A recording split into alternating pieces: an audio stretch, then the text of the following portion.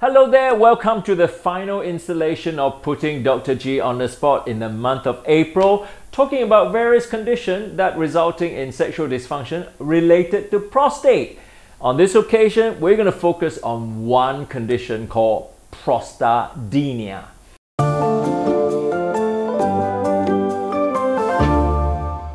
Prostatodynia itself just means prostate painful. What it means is that when somebody actually has ejaculation and it is painful. Why would that be the case?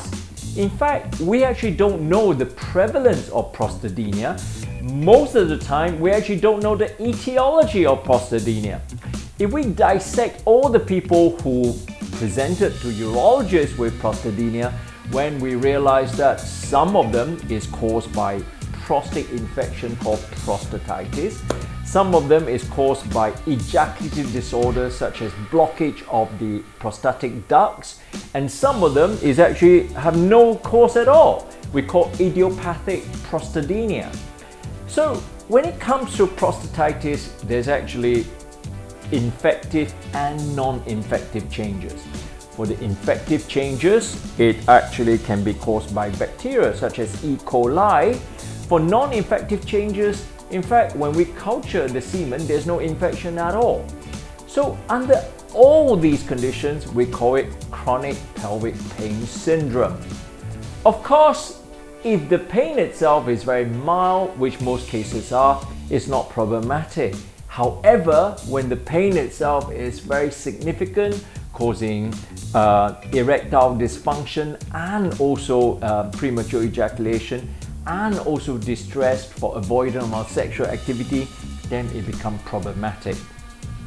When we assess about 11,185 patients to look at the causes of prostatodynia and also what resulted in sexual dysfunction, we realized that 30% of men who has got prostatodynia will have resultant erectile dysfunction, and about 40 to 50% of these men may even have premature ejaculation.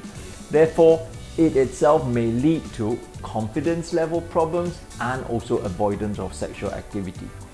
The good news is that the vast majority of these patients, the problem may be self-limiting and it disappears with time.